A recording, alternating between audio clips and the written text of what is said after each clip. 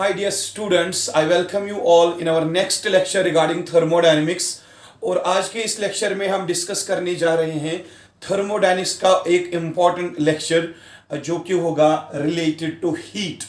हम हीट किसे कहते हैं ये हम आज डिस्कस करेंगे और इसी लेक्चर में हम स्पेसिफिक हीट कैपेसिटी के बारे में बात करेंगे और इंशाल्लाह हम इस यूनिट में हम इस लेक्चर में आज मोलर हीट कैपेसिटी के बारे में भी बात करेंगे। सबसे पहले मैं आपको समझाता हूं व्हाट हीट एक्चुअली मींस। मैंने यहां पे एक सिस्टम लिया हुआ है, ये सिस्टम आप देख रहे हो और साथ में यहां पे सराउंडिंग है। जब भी सिस्टम और सराउंडिंग जो है, आपने एक चीज पढ़ा होगा कि केमिस्ट्री के अकॉर्डिंग जो यूनिवर्स होता है वो दो चीजों का बना होता है, one is system and the second one is surroundings. जब भी सिस्टम हीट लॉस करेगा तो वो हीट सराउंडिंग गेन करेगा, जब भी सराउंडिंग कुछ एनर्जी लॉस करेगा वो एनर्जी सिस्टम गेन करेगा। सिस्टम और सराउंडिंग के बीच में हमेशा एनर्जी का एक्सचेंज होता है। यानी कि अगर सराउंडिंग 10 किलो जूल या 10 जूल एनर्जी लॉस करता है, वो 10 जूल एनर्जी कौन गेन करेगा? सिस्टम गेन करेगा। या अगर सिस्टम आपका 5 कैलोरी एनर्जी लॉस करेगा तो वो 5 कैलोरी एनर्जी वो जो है सराउंडिंग गेन करेगा। यानी कि सिस्टम और सराउंडिंग के बीच में हमेशा जो है एनर्जी का एक्सचेंज होता रहता है। So I will write down here, जो एनर्जी एक्सचेंज है, एनर्जी का एक्सचेंज जो होता है बिटवीन सिस्टम एंड सराउंडिंग्स, जो एनर्जी का एक्सचेंज होता है बिटवीन सिस्टम एंड सराउंडिंग्स के बीच में जो एनर्जी का एक्सचेंज होता है, वो एक्सचेंज एनर्जी का हमेशा दो फॉर्म्स में होता है। One is heat and another one is work. Another one is work. जब भी सिस्टम और सराउंडिंग आपस में एनर्जी को एक्सचेंज करते हैं तो दो फॉर्म्स में ये एनर्जी एक्सचेंज करते हैं। या तो हीट के फॉर्म में इसको एनर्जी एक्सचेंज करेगा या तो ये वर्क के फॉर्म में इसको एनर्जी एक्सचेंज करेगा। बेटा समझ लो, अगर कोई गरीब बंदा आ रहा है आपके पास, वो कह रहा है कि मुझे घर में काम करना है, मेरे पास क्या है, मेरे पास पैसे नहीं है, आप मेरी थोड़ी हेल्प कर दो, पैसे दे दो मुझे घर में कुछ काम करवाना है। तो आप क्या करोगे? आप डायरेक्टली उसको पैसे दे दोगे या आपने उसकी हेल्प कर दी। यानी कि हेल्प करने का एक तरीका है, आपने उस बंदे को पैसे दे दिए और आपने उसकी हेल्प कर दी। लेकिन अब आपके पास भी पैसे नहीं है फॉर एग्जाम्पल, और वो बंदा फिर से आ रहा है आपके पास, वो कह रहा है कि मेरी हेल्प कर दो, मुझे पैसे दे दो ताकि मैं घर में काम कर सकूं। लेकिन आपने उस बंदे को कहा, भाई मेरे पास पैसे तो नहीं है लेकिन मैं आपकी मदद कर सकता हूं, आपके घर में जो काम है मैं उस काम में आपका हाथ बटाता हूं, यानी कि उस काम में मैं आपकी हेल्प करता हूं। चलो मैं आज आपको पैसे नहीं दे रहा लेकिन पैसे के बदले मैं आपके घर में काम करूंगा, आपके जो घर में काम है वो काम करने में मैं आपकी हेल्प करता हूं। मैं एक बंदे की दो तरीके से हेल्प कर सकता हूं। या तो मैं एक बंदे को पैसे दे सकता हूं, पैसों की फॉर्म में उसको मैं हेल्प कर सकता हूं, या अगर मेरे पास पैसे अवेलेबल नहीं है मैं उसके घर जाके उसके काम में हाथ बटाऊंगा और उसकी जो घर में वर्क होगी उस वर्क में को कंप्लीट करने में मैं उसकी हेल्प करूंगा। यानी कि एक बंदे की हमें हेल्प दो तरीके से कर सकते हैं, या तो हम उसको पैसे दे सकते हैं या तो उसका जो घर में काम है वो काम करने में हम उसकी मदद कर सकते हैं। तो वैसे ही आपको समझना है, जब भी सिस्टम और सराउंडिंग्स के बीच में एनर्जी का एक्सचेंज होता है ये दो फॉर्म्स में होता है। या तो सिस्टम डायरेक्टली सराउंडिंग को एनर्जी दे देगा एंड वाइस वर्सा, या सिस्टम सराउंडिंग को एनर्जी दे देगा इन द फॉर्म ऑफ हीट, या सराउंडिंग सिस्टम को एनर्जी देगा इन द फॉर्म ऑफ हीट। या अगर इन्होंने एनर्जी हीट के जरिए अगर एक्सचेंज नहीं हुआ तो ये वर्क के जरिए एनर्जी एक्सचेंज करेंगे। सिस्टम कुछ वर्क करेगा, उस वर्क करने की वजह से सिस्टम की एनर्जी लॉस हो जाएगी और वो एनर्जी सराउंडिंग गेन करेगा। यानी कि सिस्टम के वर्क करने की वजह से सिस्टम फिर से मदद कर रहा है किसकी? सराउंडिंग की। जब सिस्टम वर्क करेगा, वर्क करने की वजह से इसमें कुछ एनर्जी लॉस होगी, वही एनर्जी फिर से सराउंडिंग गेन करेगा। लेकिन यहां पे जो एक्सचेंज हो रहा है वो वर्क के फॉर्म में हो रहा है। या सराउंडिंग कोई वर्क करेगा सिस्टम पे, जब सराउंडिंग सिस्टम के ऊपर वर्क करेगा सराउंडिंग की एनर्जी जो है लॉस हो जाएगी और ड्यू टू वर्क, और वही एनर्जी जो वर्क की वजह से सराउंडिंग की लॉस होगी वही एनर्जी सिस्टम यहां पे गेन करेगा। So I will say one thing, the the energy exchange which takes place between the system and surroundings, that exchange of energy can either take place in the form of heat or that can take place in the form of work. So मैं यहां पे हटा देता हूं बेटा. अगर आपको heat को डिफाइन करना हो बेटा, आप हीट किसे कहोगे? हीट हम कहेंगे it is one of the mode of exchange of energy between the system and surroundings. Heat जो है ये एक तरीका है, हीट जो है ये एक तरीका है किसका? एनर्जी एक्सचेंज करने का. सर क्या हीट के अलावा कोई और तरीका है एनर्जी एक्सचेंज करने का? ऑब्वियसली है, वर्क. आप वर्क के थ्रू भी एनर्जी एक्सचेंज कर सकते हो, हीट के थ्रू भी एनर्जी एक्सचेंज कर सकते हो. So what is heat now? It is one of the method or one of the mode or one of the form of exchange of energy between the system and surroundings. I will write down heat is one of the mode or one of the form of energy transfer.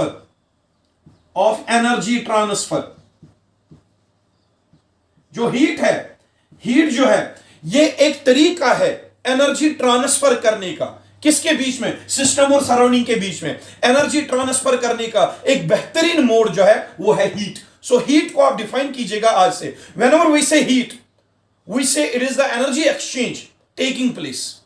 Heat जो है ये एक mode को represent करता है. किस mode को represent करता है? उस मोड को जिसमें एनर्जी एक्सचेंज हो रही है but in the form of heat. तो यहां पे मैंने हीट को डिफाइन कर दिया.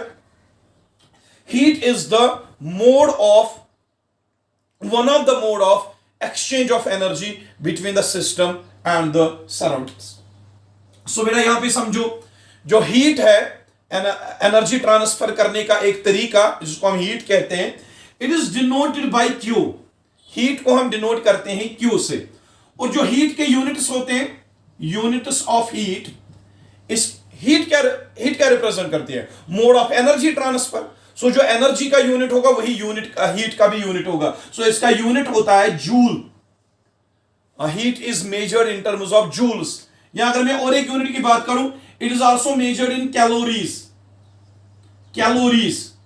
एनर्जी का जो यूनिट है वही यूनिट है हीट का, क्योंकि हीट जो रिप्रेजेंट करता है एक mode of transfer of energy. जो एनर्जी ट्रांसफर करने का एक तरीका हीट है, इसलिए जो एनर्जी का यूनिट होगा जूल या कैलोरी, वही यूनिट होगा किसका?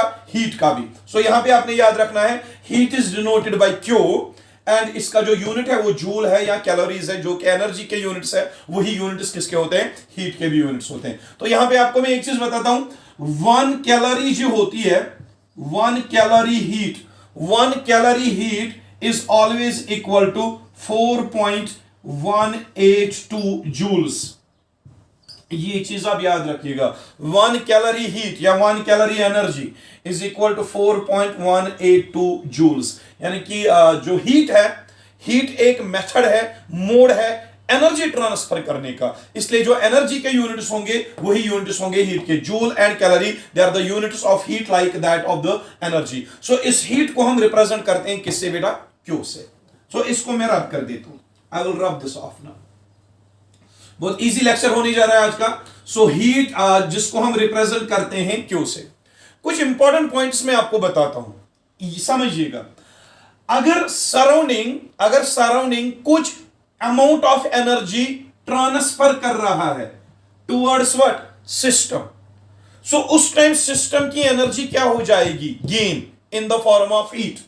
सराउंडिंग एनर्जी लॉस कर रहा है in the form of heat, in the form of Q. Surrounding energy loss कर रहा है in the form of Q, in the form of heat, that is Q. और वो Q amount of heat किसने gain की? System ने gain की. क्या सिस्टम की एनर्जी यहां पे बढ़ रही है, घट रही है? यहां पे इसकी एनर्जी क्या बेटा? बढ़ रही है. जब सिस्टम की एनर्जी बढ़ रही हो हम इसको पॉजिटिव साइन देते हैं. तो एक चीज याद रखिएगा, when heat is absorbed, यहां पे सिस्टम जो है, सिस्टम हीट एब्जॉर्ब कर रहा है. when heat is absorbed by the system, जब सिस्टम हीट एब्जॉर्ब करता है, it is always taken as positive. इसको हम पॉजिटिव साइन असाइन करते हैं। जब भी सिस्टम एनर्जी गेन करता है in the form of heat, हम कहते हैं सिस्टम की एनर्जी बढ़ गई। जब सिस्टम की एनर्जी बढ़ गई तो हम इसको पॉजिटिव साइन देते हैं। तो हमेशा याद रखना, जब भी हीट एब्जॉर्ब करता है कौन, सिस्टम, उस हीट को हम उस टाइम कौन सा साइन देते हैं, पॉजिटिव साइन देते हैं, क्योंकि ये वाली हीट सिस्टम को ऐड हो रही है। That is why we are giving it a positive sign.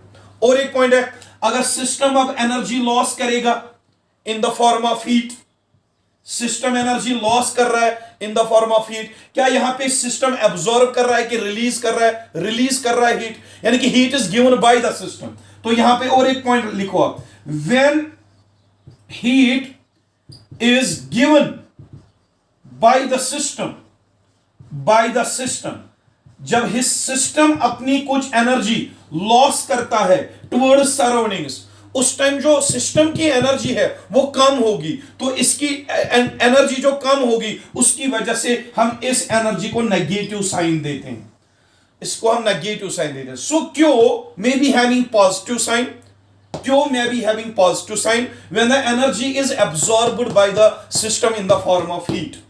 Q may be having negative sign, negative sign when energy is given by the system in the form of heat. जब system ही energy देता है किसको, surrounding को, in the form of heat, उस time system की energy loss हो जाती है तो हम नेगेटिव साइन अप्लाई करते हैं।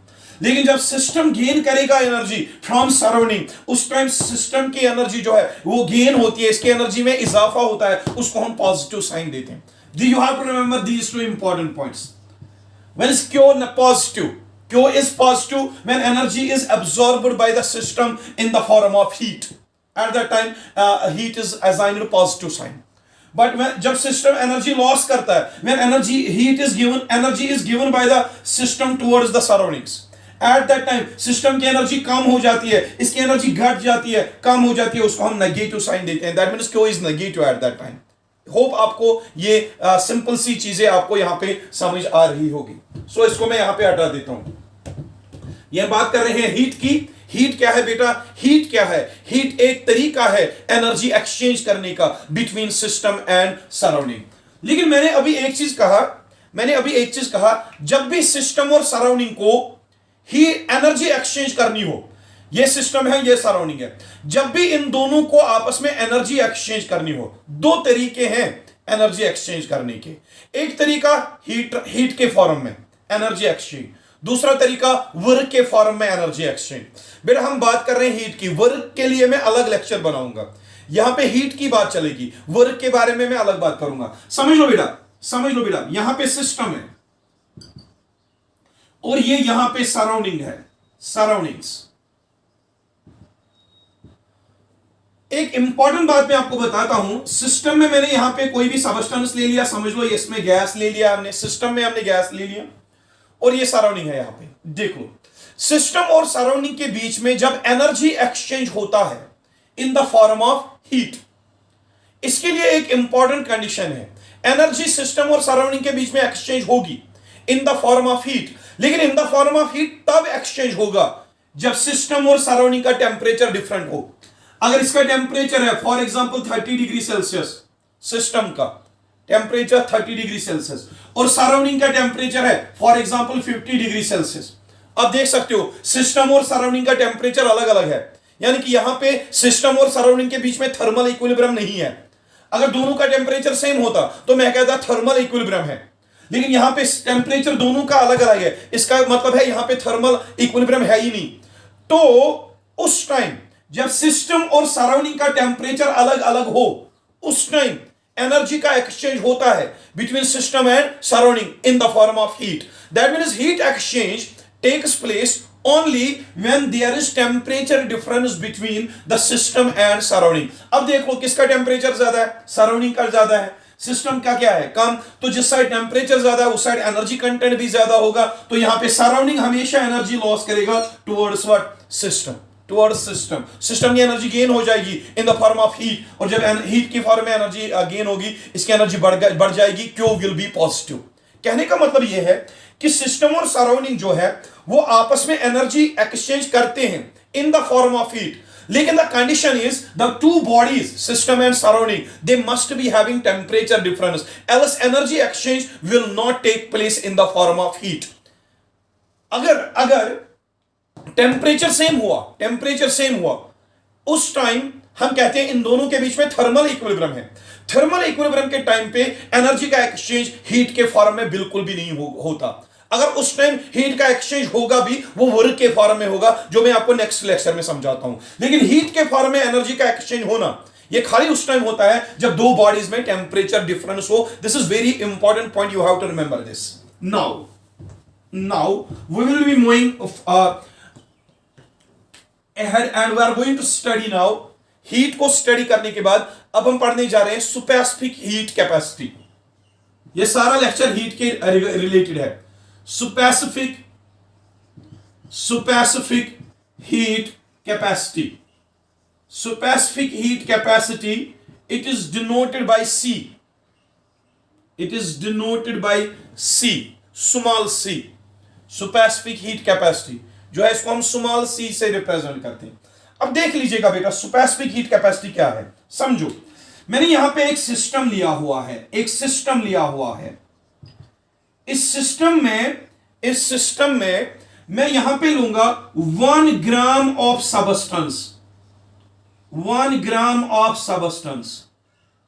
एक सिस्टम लिया है, यहां पे मैंने एक सिस्टम लिया है। उस सिस्टम में मैंने क्या लिया है बेटा 1 gram of substance. 1 gram of substance. अगर आपके सिस्टम में 1 ग्राम सबस्टेंस हो, 1 ग्राम वाटर हो, 1 ग्राम गैस हो इसमें, या 1 ग्राम इसमें कोई भी सबस्टेंस हो, उस 1 ग्राम सबस्टेंस का अगर हमें टेम्परेचर इंक्रीज करना हो बाय 1 डिग्री सेल्सियस, या 1 डिग्री सेंटीग्रेड, आपने सिस्टम में क्या लिया है बेटा, वो सिस्टम में आपने लिया है 1 ग्राम सबस्टेंस। वो 1 ग्राम वाटर हो सकता है, 1 ग्राम गैस हो सकता है। उस 1 ग्राम सबस्टेंस का टेम्परेचर अगर आपको राइज करना हो, कितना 1 डिग्री सेल्सियस, उस 1 ग्राम सबस्टेंस का टेम्परेचर 1 डिग्री सेल्सियस राइज करने के लिए आपको कितनी हीट देनी पड़ेगी इस सिस्टम को, वो हीट कहलाती है स्पेसिफिक हीट कैपेसिटी।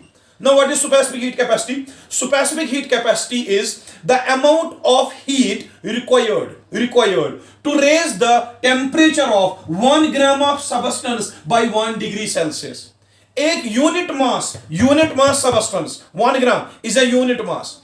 एक यूनिट मास सबस्टेंस का temperature unit degree 1 degree rise करने के लिए आपको कितनी हीट देनी पड़ेगी, that is called as specific heat capacity. So I will write down here specific heat capacity. It is the amount of heat required to raise the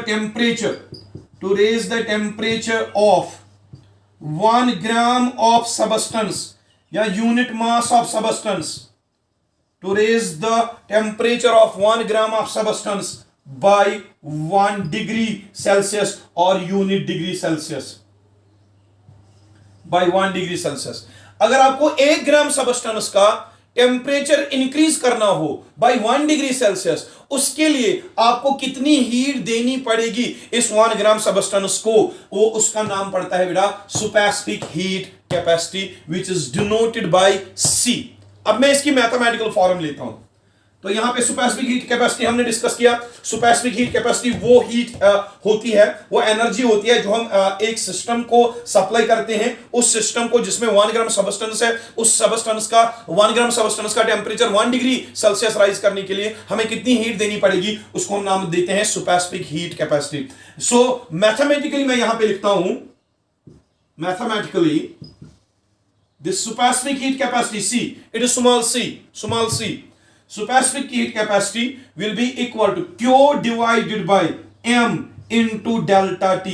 See, specific heat capacity is equal to the amount of heat required to raise the temperature of unit mass 1 gram by unit degree Celsius 1 degree Celsius। Specific heat capacity क्या है, हमें कितनी heat चाहिए, हमें कितनी heat चाहिए, हमें कितनी हीट चाहिए, हमें कितनी हीट देनी है, किसको, 1 ग्राम सबस्टेंस को या यूनिट मास सबस्टेंस को, सो दैट उसका टेम्परेचर 1 डिग्री सेल्सियस राइज हो जाए। उस वहां पे हमें कितनी हीट देनी पड़ेगी, उस हीट को हम कहते हैं क्या, specific heat capacity. Specific heat capacity का यूनिट मैं लेता हूं, units of C, units of सी।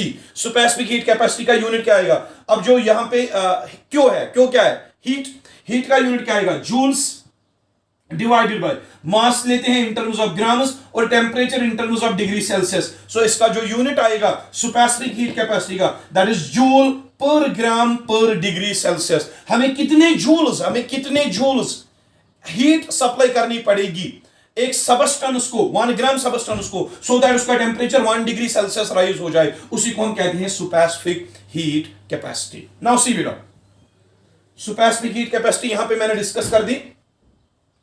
मैं आपको एक चीज समझाता हूं, कभी कभी आपके एग्जाम में क्वेश्चन आता है क्या बताइए आइसोथर्मल प्रोसेस के लिए स्पेसिफिक हीट कैपेसिटी कितनी होती है, या एडियाबैटिक प्रोसेस के लिए स्पेसिफिक हीट कैपेसिटी कितनी होती है। आपके एग्जाम में कभी कभी ऑब्जेक्टिव्स पूछे जाते हैं। So I will help you. मैं यहां पे एक आइसोथर्मल प्रोसेस लेता हूं, isothermal process. You know that isothermal process वो प्रोसेस है जिसमें चेंज इन टेम्परेचर नहीं होता, delta T is equal to 0। अब आपसे पूछा गया एक आइसोथर्मल प्रोसेस है, उस आइसोथर्मल प्रोसेस में आप बताइए अगर हमने 1 ग्राम सबस्टेंस लिया हुआ है, उसका टेम्परेचर 1 डिग्री सेल्सियस राइज करने के लिए आप बताइए उसकी स्पेसिफिक हीट कैपेसिटी कितनी होगी आइसोथर्मल प्रोसेस के केस में। So I will write down specific heat capacity C for isothermal process. बेटा इंपॉर्टेंट पॉइंट है, आइसोथर्मल प्रोसेस के लिए जो स्पेसिफिक हीट कैपेसिटी होगी that will be equal to Q divided by M into delta T, m into delta T. So specific heat capacity C for isothermal process that will be equal to Q divided by m into delta T. अब process कौन सी है बेटा, isothermal. Isothermal process में delta T किसके बराबर होता है, 0 के बराबर होता है। सो यहां पे डेल्टा टी का वैल्यू आप 0 इंट्रोड्यूस कर दो। In case of isothermal process delta T is equal to 0। अब देख लीजिए 0 into m that will also become 0, that will also become 0. That means for isothermal process specific heat capacity is equal to Q upon 0. What is that? Infinite. Infinite. So specific heat capacity for isothermal process that is equal to infinity. That means यहाँ पे specific heat capacity जो होगी isothermal process के लिए वो बहुत ज्यादा large होगी। ये आपका कभी कभी आपके एग्जाम में क्वेश्चन पूछा जाता है, आइसोथर्मल प्रोसेस में स्पेसिफिक हीट कैपेसिटी का वैल्यू क्या है, इज इट 0 और is it infinite? It is infinite because it is Q upon 0. So Q upon 0, anything upon 0 that is infinite. That means यहाँ पे बहुत सारी एनर्जी इसको देनी पड़ेगी, तब जाके आपका आइसोथर्मल प्रोसेस में 1 ग्राम सबस्टेंस का टेम्परेचर 1 डिग्री सेल्सियस इंक्रीज हो सकता है। So specific heat capacity has infinite value for the isothermal process. अब हम देखते हैं स्पेसिफिक हीट कैपेसिटी का वैल्यू एडियाबैटिक प्रोसेस के लिए क्या होता है। एडियाबैटिक प्रोसेस के लिए देख लीजिए, I will take next point, adiabatic process. आपसे पूछा गया एग्जाम में, फॉर एग्जांपल आप बताइए एडियाबैटिक प्रोसेस में स्पेसिफिक हीट कैपेसिटी का वैल्यू क्या होता है। स्पेसिफिक हीट कैपेसिटी का वैल्यू एडियाबैटिक प्रोसेस के लिए क्या होता है। सबसे पहले आपको समझना होगा एडियाबैटिक प्रोसेस कौन सी होती है। एडियाबैटिक प्रोसेस वो प्रोसेस है जिसमें हीट एक्सचेंज बिल्कुल भी नहीं होगा, जिसमें क्यू है जो डेल्टा क्यू है, delta Q that is equal to 0। या मैं एडियाबैटिक प्रोसेस उसको कहूंगा जिसमें Q 0 के बराबर होता है, Q 0 के बराबर होता है, क्योंकि एडियाबैटिक प्रोसेस में हीट का एक्सचेंज पॉसिबल ही नहीं है। जब हीट एक्सचेंज पॉसिबल ही नहीं है तो मैं कहूंगा चेंज इन हीट 0 होगा, या सिंपली Q 0 के बराबर होगा, क्योंकि हीट का एक्सचेंज ही नहीं होगा। अब बहुत सारे बच्चे ये भी कह सकते सर आपने डेल्टा क्यू 0 लिखा, अब क्यू क्यों लिखा। हीट चेंज को हम क्यू से भी रिप्रेजेंट करते हैं, ये चीज याद रखना, हीट चेंज को हम क्यू से भी रिप्रेजेंट करते हैं। In case of isothermal adiabatic process में वो प्रोसेस है जिसमें हीट एक्सचेंज सिस्टम और सराउंडिंग के बीच में होता ही नहीं है। So change in heat 0, change in heat को हम क्यू से भी रिप्रेजेंट करते हैं। In case of adiabatic process Q is equal to 0। So अगर मुझे स्पेसिफिक हीट कैपेसिटी देखनी हो, specific heat capacity for adiabatic process कितनी होगी। Heat capacity specific heat capacity for adiabatic process कितनी होगी, that will be equal to Q divided by m into delta T। अब बेटा देख लो प्रोसेस कौन सी है, एडियाबैटिक। एडियाबैटिक प्रोसेस में हीट चेंज कितना होता है? जीरो। क्यू का वैल्यू क्या होता है? जीरो। तो यहां पे क्यू का वैल्यू आप जीरो रख दो, it will be Q divided by M into delta T, and zero divided by anything that is equal to zero. तो आप देख लो, for adiabatic process stochastic heat capacity for adiabatic process that is equal to zero। ये चीजें आपको याद रखनी है। सो एडियाबैटिक प्रोसेस में जो सुपरस्पेसिफिक हीट कैपेसिटी होती है उसका वैल्यू क्या होता है? जीरो। लेकिन आइसोथर्मल प्रोसेस में सुपरस्पेसिफिक हीट कैपेसिटी का वैल्यू क्या होता है? इन्फिनिटी। तो आई will write down the most important point here, that is the value of एक चीज इंपॉर्टेंट याद रखिएगा सुपरस्पेसिफिक हीट कैपेसिटी के बारे में।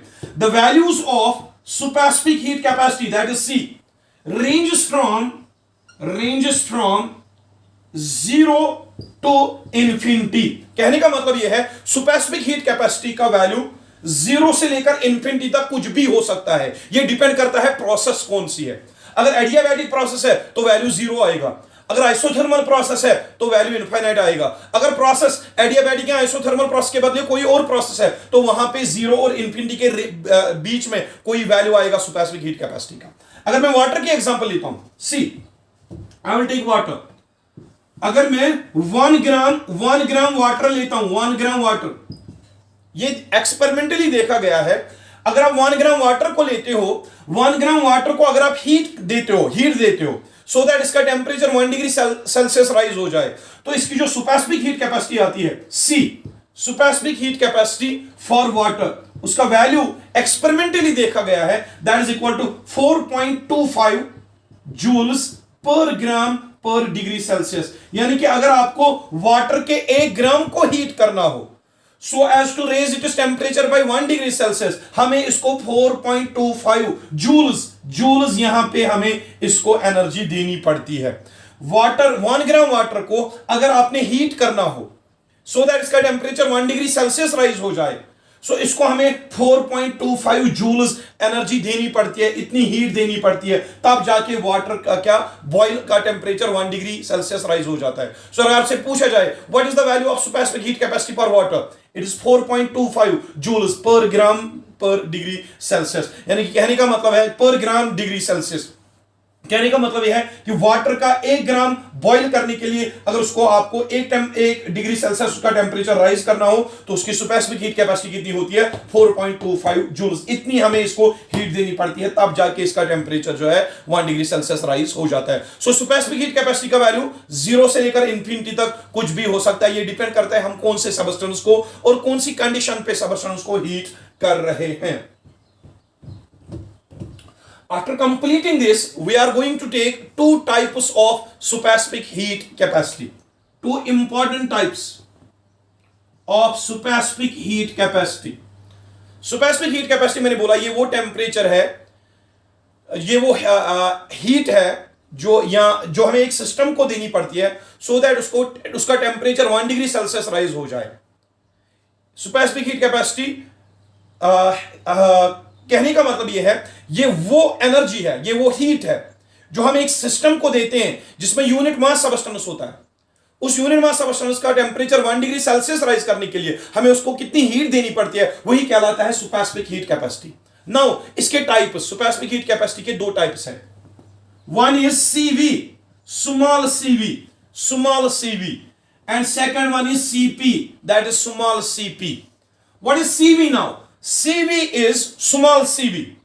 एक कैपिटल सीवी भी आता है, मैं उसके बाद पढ़ाऊंगा वो। यहां पे मैं स्मॉल सीवी की बात करता हूं। What is small CV? It is supersonic heat capacity at constant volume. बेटा याद रखिएगा supersonic heat capacity is the amount of heat required to raise the temperature of substance 1 gram of substance by 1 degree Celsius, उसको हम supersonic heat capacity कहते हैं। लेकिन अगर हम supersonic heat capacity 1 gram substance का लेते हैं at constant volume, then that is called as CV. Supersonic heat capacity at constant volume, that is called as CV. And CP is the supersonic heat capacity, it is the supersonic heat capacity of a system at constant pressure. at constant pressure. Cp is supersonic heat capacity at constant pressure. Cv it is supersonic heat capacity at constant volume. Small cv, small cp. ये supersonic heat capacity के दो types है, एक constant volume पे, दूसरा constant pressure पे. अब देख लो, मैं समझाता हूं एक चीज. C किसके बराबर होता है? supersonic heat capacity is equal to amount of heat required to raise the temperature of unit mass of substance by unit degree Celsius. This is the formula for supersonic heat capacity. लेकिन अगर हमें supersonic heat capacity at constant volume लेना हो तो हम C के बदले लिखते हैं CV. CV is the supersonic heat capacity. CV is the supersonic heat capacity at constant volume. That means if a body has been placed at constant volume, समझो मैं समझाता हूं अच्छे से. अगर आपके पास 1 ग्राम सबस्टेंस है, 1 ग्राम सबस्टेंस है, इसका टेम्परेचर 1 डिग्री सेल्सियस हमें इंक्रीज करना है. हमने 1 ग्राम सबस्टेंस ले लिया, 1 ग्राम सबस्टेंस ले लिया. इसका टेम्परेचर अगर हमें 1 डिग्री सेल्सियस इंक्रीज करना है at constant volume, volume constant है, at constant volume 1 gram substance लिया, उसका टेम्परेचर हमें 1 डिग्री सेल्सियस इंक्रीज करना है एट कांस्टेंट वॉल्यूम. इस 1 ग्राम सबस्टेंस का टेम्परेचर 1 डिग्री सेल्सियस राइज करने के लिए आपको कितनी हीट देनी पड़ेगी? That is called as CV, heat capacity at constant volume. समझ आ रही होगी बात. लेकिन अगर मैं यहां पे लेता हूं 1 ग्राम सबस्टेंस, 1 ग्राम सबस्टेंस का टेम्परेचर 1 डिग्री सेल्सियस राइज करने के लिए एट कांस्टेंट प्रेशर, अगर मैं प्रेशर कांस्टेंट रखता हूं, कांस्टेंट प्रेशर पे अगर मुझे 1 ग्राम सबस्टेंस का टेम्परेचर 1 डिग्री सेल्सियस राइज करना हो, उस टाइम मुझे कितनी हीट देनी पड़ेगी? That will be called as supersonic heat capacity at constant pressure. That will also be equal to Q divided by m delta C. m degree Celsius या m delta T में यहां पे लिखता हूं, m डेल्टा T, यहां पे भी m delta T लिखता हूं, m delta T. So CV, small cv is the supersonic heat capacity at constant volume. Cp is the supersonic heat capacity at constant pressure. What is the difference? This is the heat capacity at constant volume. This is the heat capacity at constant pressure. 1 gram substance का temperature 1 degree Celsius rise करने के लिए at constant volume कितनी heat देनी पड़ेगी? That is called as CV, supersonic heat capacity at constant volume. 1 gram substance का temperature 1 degree Celsius rise करने के लिए हमें कितनी हीट देनी पड़ेगी at constant pressure? That is called as heat capacity at constant pressure, CP. यहां हम ऐसे भी लिख सकते हैं CV is equal to QV. QV is the amount of heat supplied at constant volume so as to raise the temperature of 1 gram of substance by 1 degree Celsius. Cp is equal to QP. What is QP? QP is the amount of heat required at constant pressure to raise the temperature of 1 gram of substance by 1 degree Celsius. ये दो formula बेटा आप याद रखिएगा, ये कभी कभी आपके एग्जाम में पूछी जाती है. What is the value of what is the formula for the determination of supersonic heat capacity at constant volume? That is CV. इसके बराबर होता है. What is the formula for determining the supersonic heat capacity at constant pressure? That is Cp. Cp is equal to Qp divided by m delta T. ये हमने बात की supersonic heat capacity at constant volume, supersonic heat capacity at constant pressure. So इसको मैं हटा देता हूं. लेकिन एक चीज याद रखिएगा, ये स्मॉल Cv है और ये स्मॉल Cp है. इसके बाद कैपिटल Cp, कैपिटल Cv भी आएगा. लेकिन ये स्मॉल Cv क्या है? It is the amount of heat required at constant volume और constant pressure to raise the temperature of 1 gram of substance by 1 degree Celsius. These are called as supersonic heat capacities of at constant volume and supersonic heat capacity at constant pressure. इसको मैं बेटा हटा देता हूं, इसको मैं हटा देता हूं.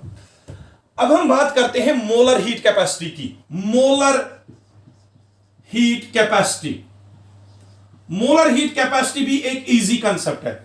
मोलर हीट कैपेसिटी को हम कैपिटल C से डिनोट करते हैं. It is denoted by capital C, molar heat capacity. अब देखिए मोलर हीट कैपेसिटी और सुपरसोनिक हीट कैपेसिटी में फर्क क्या है. सुपरसोनिक हीट कैपेसिटी में हम लेते थे 1 ग्राम ऑफ सबस्टेंस. उस 1 ग्राम ऑफ सबस्टेंस का टेम्परेचर 1 डिग्री सेल्सियस राइज करने के लिए हमें कितनी हीट देनी पड़ती थी? That was called as supersonic heat capacity. अगर फिर कांस्टेंट वॉल्यूम पे लेते थे, that was called as supersonic heat capacity at constant volume. अगर फिर वो कांस्टेंट प्रेशर पे लेते थे, उसको हम कहते थे supersonic heat capacity at constant pressure.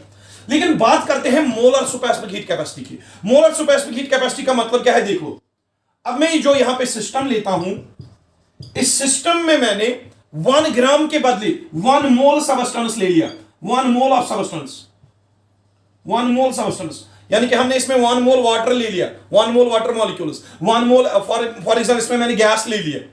System में मैंने 1 ग्राम के बदले 1 मोल ले लिया।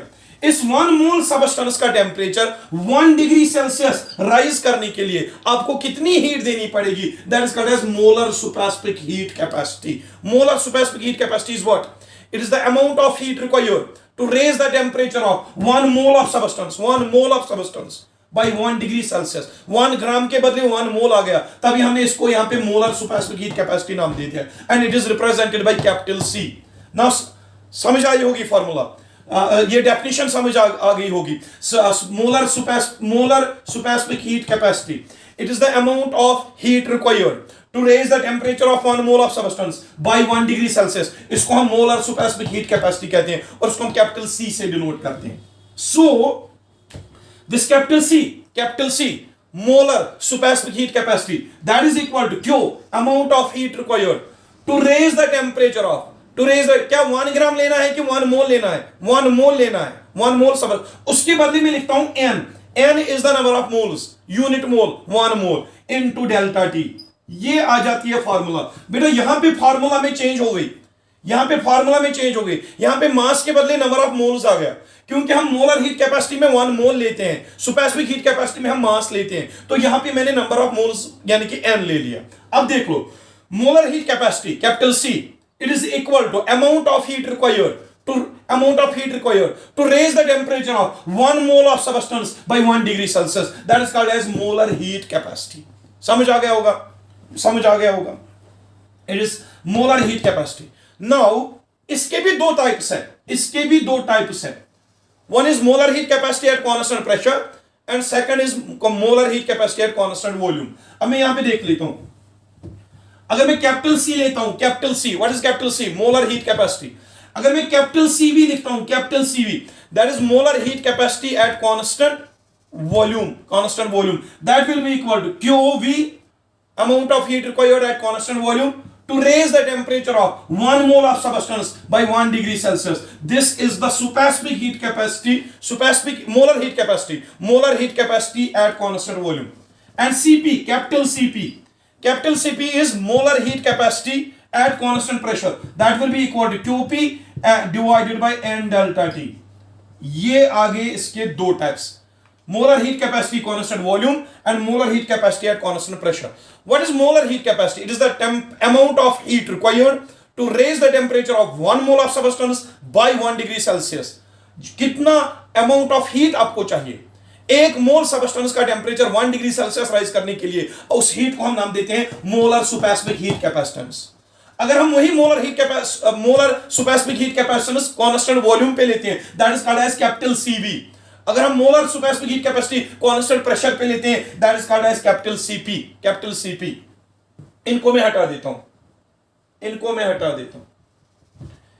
मैं आपको एक इंपॉर्टेंट फार्मूला यहां पे बेटा बताऊंगा जो आपको याद रखनी है, और आपको वो फिजिक्स में भी, आपका 11th के जो भी बच्चे हैं, आपको पता है कि फिजिक्स में पेपर बी में आपको शायद, वहां पेपर ए में ही शायद आपको थर्मोडायनेमिक्स पढ़ना पड़ेगा, पेपर ए में ही आपको थर्मोडायनेमिक्स पढ़ना पड़ेगा। वहां पे आप एक फार्मूला डिराइव करोगे, CP, capital CP, that is molar supersonic heat capacity at constant pressure, minus capital CV, that is molar supersonic heat capacity at constant volume. This is always equal to R.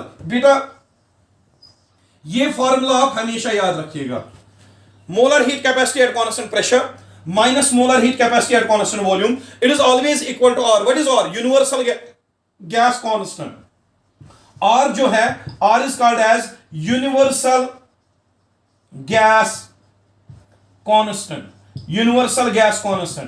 अब sir universal gas constant क्या है? इसके बारे में आपने ideal gas equation में already पढ़ा हुआ है, इसके सारे वैल्यूज हमने आइडियल गैस इक्वेशन में स्टेटस ऑफ मैटर में पढ़े हैं। So you have to remember this formula always, the difference between the molar heat capacity at constant pressure and constant volume, the difference between their molar heat capacities, that is always equal to universal gas constant. ये formula आप हमेशा याद रखिएगा. सो इसको मैं हटा देता हूं. अब मैं आपको बताता हूं कि आपके एग्जाम में कैसे इस कंसेप्ट के रिलेटेड न्यूमेरिकल प्रॉब्लम्स या क्वेश्चंस पूछे जाते हैं, कैसे आपके एग्जाम्स में क्वेश्चंस पूछे जाते हैं इस कंसेप्ट के रिलेटेड. समझो, अगर आपके पास ऑक्सीजन है, ऑक्सीजन गैस, इसका आपका 1 ग्राम दिया गया है. 1 ग्राम ऑक्सीजन गैस आपने लिया है. 1 ग्राम ऑक्सीजन गैस को का टेम्परेचर 1 ग्राम ऑक्सीजन गैस का टेम्परेचर 1 डिग्री सेल्सियस राइज करने के लिए इसको हमें हीट देनी पड़ रही है. कितनी? CV या CV ले लो. CV is the amount of heat required. CV specific heat capacity at constant volume. 1 gram oxygen जो है, 1 ग्राम ऑक्सीजन का टेम्परेचर 1 डिग्री सेल्सियस राइज करने के लिए कितनी हीट चाहिए? CV amount. बेटा समझिएगा फिर से, आपको दिया गया है 1 ग्राम ऑक्सीजन. 1 ग्राम ऑक्सीजन को आप हीट करना चाहते हो सो दैट उसका टेम्परेचर कांस्टेंट वॉल्यूम पे 1 डिग्री सेल्सियस राइज हो जाए. आपसे पूछा गया 1 ग्राम ऑक्सीजन को का टेम्परेचर 1 डिग्री सेल्सियस राइज करने के लिए जो हमें हीट देनी पड़ रही है, that is equal to CV. अब आपसे पूछा गया है what is the value of capital CV. आप बताइए ऑक्सीजन के लिए कैपिटल CV यानी कि मोलर हीट कैपेसिटी ऑक्सीजन के लिए, मोलर हीट कैपेसिटी ऑक्सीजन का वैल्यू क्या होगा. क्वेश्चन फिर से समझाता हूं. आपको 1 ग्राम ऑक्सीजन दिया गया है. 1 ग्राम ऑक्सीजन दिया गया है. 1 ग्राम ऑक्सीजन का स्पेसिफिक हीट कैपेसिटी कितनी है? CV. यानी कि 1 ग्राम ऑक्सीजन का टेम्परेचर 1 डिग्री सेल्सियस राइज करने के लिए आपको कहा गया है कि आपको हीट देनी पड़ रही है कितनी? CV. 1 ग्राम ऑक्सीजन को का टेम्परेचर 1 डिग्री सेल्सियस राइज करने के लिए आपको CV अमाउंट हीट देनी पड़ रही है. 1 ग्राम को CV अमाउंट हीट देनी पड़ रही है, तब जाके 1 ग्राम ऑक्सीजन का टेम्परेचर 1 डिग्री सेल्सियस राइज हो जाता है. लेकिन आपसे पूछा गया है आप ऑक्सीजन की मोलर हीट कैपेसिटी बताइए कितनी होगी. मोलर हीट कैपेसिटी का मतलब क्या है कि इसके 1 मोल इसका जो ऑक्सीजन का 1 मोल अगर आप लोगे, 1 ग्राम के बदले अगर आप 1 मोल लोगे, तो फिर बताइए इसकी मोलर हीट कैपेसिटी कितनी होगी. 1 मोल ऑक्सीजन का टेम्परेचर 1 डिग्री सेल्सियस राइज करने के लिए आपको कितना टेम्परेचर फिर देना पड़ेगा. फिर से समझो, 1 ग्राम ऑक्सीजन अगर हमें हीट करना है, अगर उसे का टेम्परेचर 1 डिग्री सेल्सियस राइज करना है, तो हमें कहा गया है 1 ग्राम ऑक्सीजन का टेम्परेचर 1 डिग्री सेल्सियस राइज करने के लिए आपको CV अमाउंट ऑफ हीट दरकार है. इतनी हीट की आपको जरूरत पड़ रही है. 1 ग्राम ऑक्सीजन का टेम्परेचर 1 डिग्री सेल्सियस राइज करने के लिए आपको इतनी हीट चाहिए, CV अमाउंट ऑफ हीट चाहिए. लेकिन अब आपसे पूछा गया है अगर 1 ग्राम के बदले 1 मोल लेते हैं, तो आप बताइए इसकी molar heat capacity at constant volume CV, इसका वैल्यू क्या होगा. मैं आपको समझाता हूं. 1 ग्राम ऑक्सीजन का जो स्पेसिफिक हीट कैपेसिटी है वो CV है. यानी कि 1 ग्राम ऑक्सीजन का टेम्परेचर 1 डिग्री सेल्सियस राइज करने के लिए आपको इतनी हीट चाहिए, CV अमाउंट ऑफ हीट चाहिए. लेकिन अगर मैं 1 ग्राम के बदले 1 मोल लेता हूं, 1 मोल को हीट करने के लिए मुझे कितनी मोलर हीट कैपेसिटी देनी पड़ेगी. तो मुझे यह समझना होगा कि 1 मोल का जो मास होगा वो कितना होगा. आपने पढ़ा होगा ऑक्सीजन मॉलिक्यूल का मॉलिक्यूलर मास क्या है? ऑक्सीजन मॉलिक्यूल का मॉलिक्यूलर मास, ऑक्सीजन एटम का एटॉमिक मास है 16 AMU. एक एटम का, 2 एटम्स का आएगा 16 + 16, that is 32 AMU. 32 AMU is the mass of 1 molecule of oxygen. 1 molecule. आपने पेपर नंबर A में मोल कंसेप्ट पढ़ा है, some basic concepts of chemistry में आपने वहां पे मोल कंसेप्ट पढ़ा है. हमने O2 मॉलिक्यूल का मॉलिक्यूलर मास लिया है, कितना लिया? 32 AMU. तो अगर हम इसको ग्राम्स में लेते हैं 32 ग्राम्स, तो ये बन जाएगा आपका ग्राम मॉलिक्यूलर मास ऑक्सीजन का कितना है? 32 grams molecular mass of gram molecular mass of oxygen O2, that is 32 grams. और मोल कंसेप्ट में हम एक चीज पढ़ते हैं, जब हम किसी भी सबस्टेंस का ग्राम मॉलिक्यूलर मास लेते हैं किसी भी सबस्टेंस का अगर आप ग्राम मॉलिक्यूलर मास लेते हो, उस ग्राम मॉलिक्यूलर मास में उस सबस्टेंस के 1 मोल मॉलिक्यूल्स होते हैं. सो 32 grams is the mass of 1 mole of O2 molecules. 32 grams is the mass of 1 mole of O2 molecules. O2 molecules. बेटा देख लो, अच्छे से देख लो. हमें 1 ग्राम ऑक्सीजन दिया गया था. 1 ग्राम ऑक्सीजन के बारे में कहा गया कि इसका टेम्परेचर 1 डिग्री सेल्सियस राइज करने के लिए आपको CV अमाउंट ऑफ हीट चाहिए, इतनी हीट चाहिए.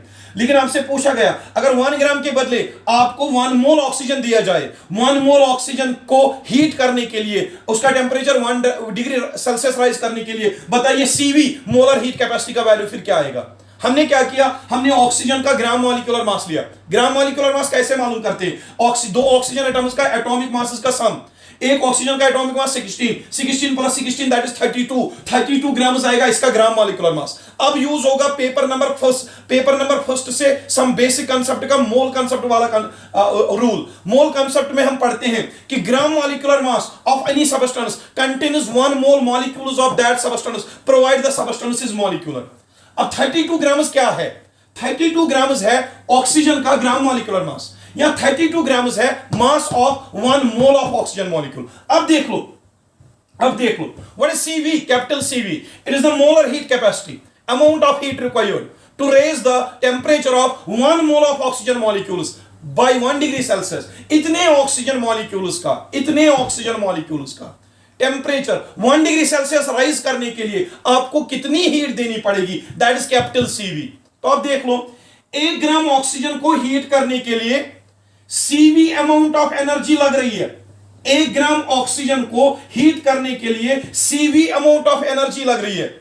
तो 32 ग्राम्स ऑफ ऑक्सीजन को हीट करने के लिए कितनी हीट देनी पड़ेगी, 32 टाइम्स CV वैल्यू हमें एनर्जी यहां पे देना पड़ेगा. बेटा होप आपको समझ आ रहा होगा. CV, small CV, it is the amount of heat required to raise the temperature of 1 gram of substance, 1 gram of oxygen by 1 degree Celsius. लेकिन अगर हमें 1 ग्राम के बदले 1 मोल लेना हो, 1 मोल ऑक्सीजन का मास कितना होता है, 32 ग्राम्स. सो 32 ग्राम्स रिप्रेजेंट्स 1 मोल. अगर 1 ग्राम ऑक्सीजन को CV अमाउंट हीट चाहिए उसका टेम्परेचर 1 डिग्री सेल्सियस राइज करवाने के लिए, सो 1 मोल ऑक्सीजन रिप्रेजेंट्स 32 ग्राम. 32 ग्राम ऑक्सीजन को मोलर हीट कैपेसिटी किसके बराबर होगी, 32 ग्राम्स इनटू CV, क्योंकि एक ग्राम को हीट करने के लिए CV अमाउंट एनर्जी लग रही है, तो 30 ग्राम्स को हीट करने के लिए 32 टाइम्स CV आपको यहां पे एनर्जी जरूरत पड़ेगी. सो यहां पे एक रूल बन गया है. What is 32 here, 32 was the molecular mass of oxygen.